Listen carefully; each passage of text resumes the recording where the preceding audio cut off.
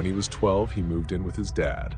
New town, new house, no friends. Only people he really knew were from a family his dad was close to, a single mom and her 3 kids. One of them was a girl, a little older than him. They weren't tight or anything, but they hung out sometimes, ran in the same friend group.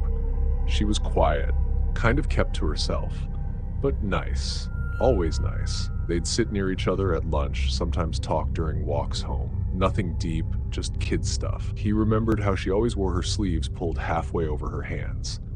Said she liked how it felt. One night, one of their friends, Rob, was hanging out at her house. Just her and her younger brother were home. Their mom was working late. That wasn't weird. She worked a lot. Her mom had been helping this woman through her job. That woman had a sister who had just been released from a mental institution. The kind of thing adults talk about in whispers. At the time, no one thought much of it. Around 9 p.m., someone knocked on the front door. The girl thought it was her mom. She always knocked a certain way before coming in, so she opened the door without checking. It wasn't her mom. Rob, knowing he wasn't supposed to be there, panicked. He slipped out the window and ran home without looking back. Just thought maybe he'd get grounded if he got caught. He didn't know what he left behind. The woman at the door, she wasn't a stranger. Not exactly. She had been asking questions, piecing things together. She knew the house, knew the schedule, knew who'd be home that night. The girl's little brother got away, ran barefoot to the neighbor's house and called the cops. But it was already too late. It happened a week before Christmas. They found the girl in the bathroom. She was gone, stripped, left in the tub, and her head was missing. The cops had to go through the wrapped presents under the tree. Eventually, they found it. He never got to go to her funeral. His dad said he was too young to see something like that.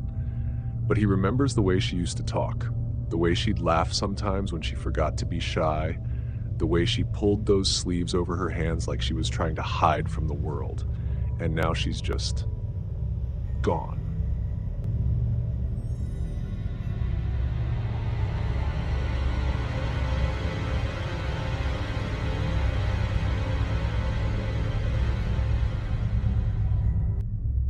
Back when he was in high school, he lived in this tiny town in southern Illinois. One of those places where nothing really happened, unless you counted the prison and the state mental hospital. The town had maybe 6,000 people, if you included both. Boredom was just part of life there, so he and his buddies found ways to mess around. Sometimes that meant sneaking into old buildings. Sometimes it meant ghost hunting. There was this one bridge everyone talked about. Some old, rusted-out thing just outside town. Locals said a girl drowned in the river under it a long time ago. Nobody really knew who she was or when it happened, but the story was always the same. If you went there around 3 a.m., you could hear her scream. So one night, he and a few friends packed into 2 cars and headed out. It was a quiet night. No wind, no crickets, nothing. Just the dark stretch of road and the creaking of that old bridge as they walked toward it. They parked at the top, then walked down the slope to the base of it where the river ran underneath. Flashlights barely lit up more than a few feet. The water looked black. They waited. 10 minutes passed, then 20. Everyone started getting restless. Some guys joked about the ghost. Others tried to scare each other, making dumb noises and laughing. It started to feel like a waste of time, and then they heard it, a scream. High-pitched, sharp, piercing. It cut through the silence like a knife. But it didn't stop, it just kept going. Like whoever was screaming wasn't running out of breath. It didn't sound human after a while. It sounded broken, like pain twisting into something worse. Panic hit fast. Some stood frozen, others bolted. He and one of his closest friends were already halfway back up the hill when it happened. They both stopped. Same second. Dead in their tracks. Neither said a word. Just ahead of them, near the tree line, something was moving. It was a girl. But she wasn't walking. She was running on all fours, hands and feet hitting the ground fast, jerky, like an animal. Her hair hung wild around her face, and she moved quick, slipping into the woods like she didn't even notice them. He never asked his friend what he saw.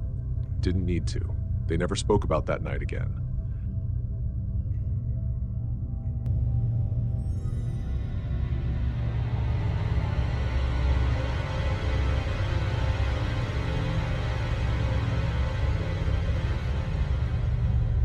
He stayed in a boys' hostel during med school, right across from the senior nursing hostel.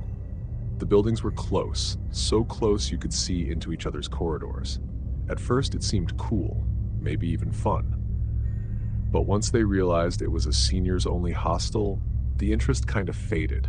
No noise, no drama, just quiet halls and locked doors. His room was at the far end of his building. From his window, you could see a room at the end of the nurses' corridor. That room was always shut, had a label on the door that said storeroom. No one ever went in, no one ever came out. It was just there. One night, he got back late, dead tired. He'd been running shifts all day, barely had time to sit down, took a quick shower, grabbed a cold drink, and sat by his window with the lights off. It was hot, real sticky heat, not much of a breeze either. Around 2 a.m., he was just staring outside, zoning out, when he noticed something strange. The storeroom light was on. That caught his attention right away. The door looked closed, so did the windows. But through the frosted glass, he could see a figure, a woman. It was faint, but clear enough to make out. She was pacing inside the room, moving in circles. Fast, way too fast. He squinted, trying to make sense of what he was looking at. The glass was all cloudy, but the shadow moved like someone in a hurry or someone panicking. No noise, though, just that eerie light glowing behind the foggy glass. He stared at it for a while. It was weird, but he figured maybe it was just someone grabbing supplies or something. He didn't want to overthink it. He finished his drink, rubbed his face, and went to bed. The next morning was normal at first. Classes, rounds, same routine. But when he walked back to the hostel around noon, he saw 2 police jeeps parked out front. People standing around, some of the nurses looked shaken up, whispering to each other, eyes red like they'd been crying. He stopped a guard and asked what happened, and the man told him, straight-faced, one of the nurses had taken her own life, hung herself from the ceiling fan in the storeroom, the same room he'd seen that woman moving around in just a few hours before. He didn't tell anyone what he saw that night, but he never sat by that window again.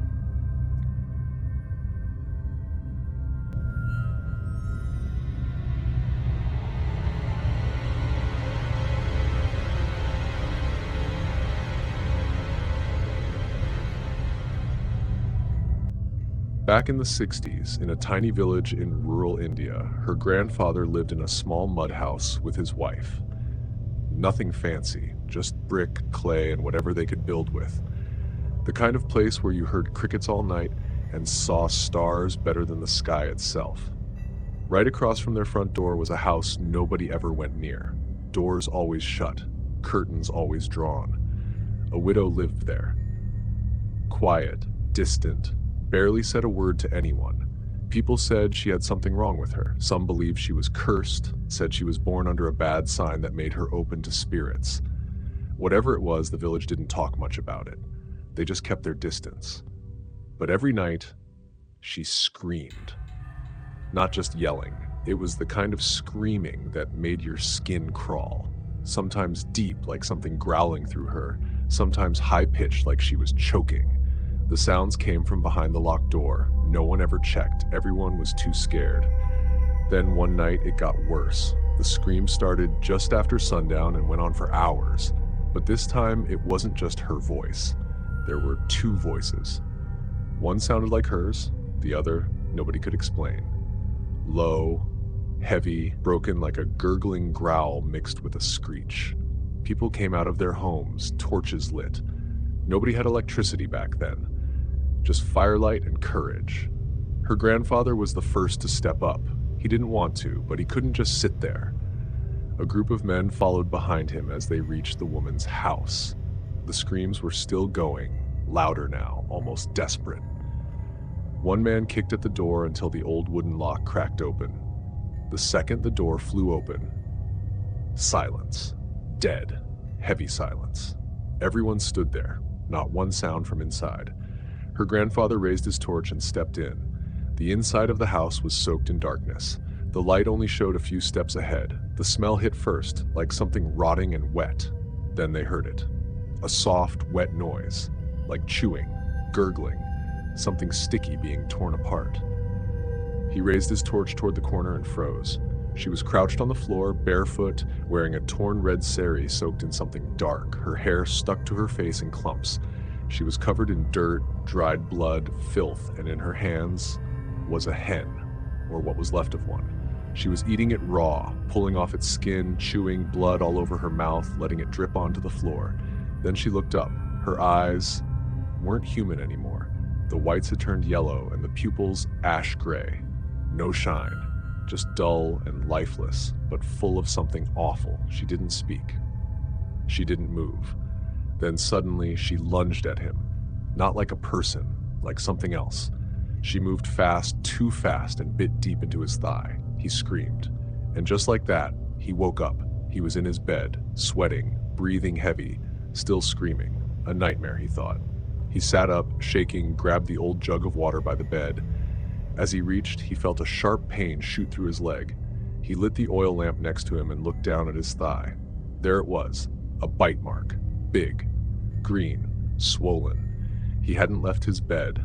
No one had touched him, but the bite was real. Word got out fast. The villagers freaked.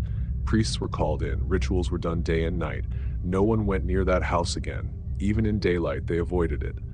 The woman never came out again. She died a few weeks later. Some said it was starvation. Some said something darker. Her body was found inside, twisted, bruised, barely human. The house was burned. Holy ash was poured over what was left. And even now, so many years later, her grandfather still remembers that night. He still remembers her eyes and the sound of her chewing.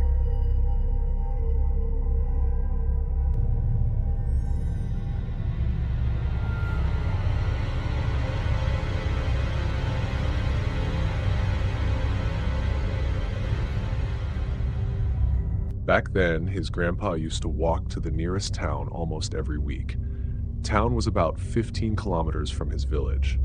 All dirt roads and quiet fields. No lights, no traffic. Just long stretches of dark land once the sun went down. He'd always leave before sunrise and try to be back before dark. But that one evening, he got delayed. Rain had come in heavy, made the path muddy and hard to follow. It was one of those cold, wet nights where everything feels a little off. The village was still far, and it was getting harder to see. Clouds covered the moon, and the fields were nothing but black and shapes. His grandpa didn't scare easy, but that night he felt uneasy. Something about the silence. Something about the way the wind moved. He tried to keep going, but he couldn't find the right path. He kept slipping, cursing under his breath, worried he'd fall into one of those deep ditches on the side. His clothes were soaked, and the chill was crawling into his bones. Then he heard it. A voice behind him, familiar. It called out his name, calm, like nothing was wrong. He turned around and saw Shankar, standing there in the dark holding a lamp. Now, Shankar was someone Grandpa knew well, a farmer from the same village. Years ago, when Shankar needed money for his daughter's wedding, Grandpa had helped him out. Big loan. No pressure, no interest, just help. Since then, Shankar always treated Grandpa with respect, called him elder brother. Shankar didn't waste time, just said, "Start walking, I'll light the way from behind, but don't turn around again." Grandpa listened. He figured Shankar knew the way better, maybe had come looking for him. So he started walking. Mud under his feet, rain in the air, the light from behind casting his shadow long in front of him. They talked the whole way. Grandpa asked about Shankar's crops, his daughter, the roof that always leaked during storms. Shankar gave short answers like always, calm. But Grandpa noticed something. Shankar never walked beside him, just stayed behind, holding that lamp low. After a long walk, they got near the village. Grandpa could see a few faint lanterns off in the distance. That's when Shankar said, "I can't go any further. I have someplace else to be." Grandpa nodded and kept walking, wiping rain from his face, tired but relieved. He reached the edge of the village and saw a group of people gathered near a house. Something felt off again. They were talking in low voices. A few looked like they'd been crying. When Grandpa asked what was going on, someone looked at him strange. Then they told him Shankar had died that morning. Not in the evening, not an hour ago. He'd been gone all day. Grandpa just stood there, didn't say a word, didn't know what to think. Whatever led him home that night, it wore Shankar's face, carried his voice, held a lamp steady in the rain, and never once let him walk alone.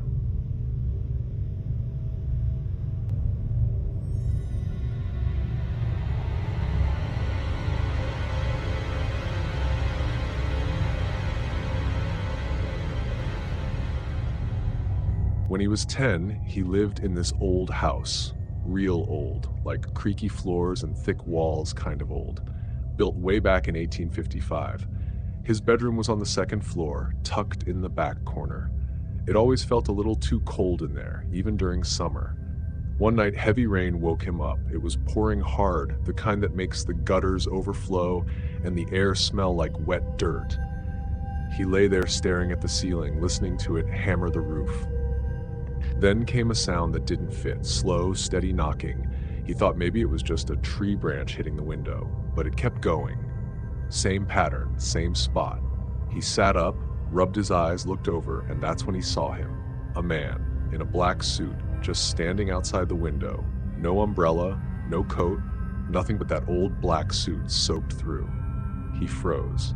The man knocked again, then spoke. "Let me in," he said. "I'm a pallbearer." The boy didn't even know what that word meant, just knew it didn't sound right. Then, without warning, the man pushed on the window. It gave way just an inch, but it had been painted shut since forever. The kids screamed and bolted, ran down the hall, heart racing, socks slipping on the wood floor. He dove into his parents' bed, shaking so bad he couldn't get the words out at first. When he finally told them, his dad got pissed, said the window had been sealed for years. Thought the boy pried it open as a prank.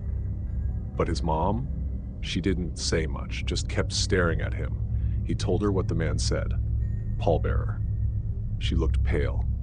Next morning, she checked the ground under the window. It had rained all night, but there weren't any footprints, no marks, no sign of a ladder either. The window was at least 10 feet up. They moved a few months later, packed up and left the state. Nobody ever brought it up again. But he still remembers the face, and how that window, sealed for years, cracked open without a sound.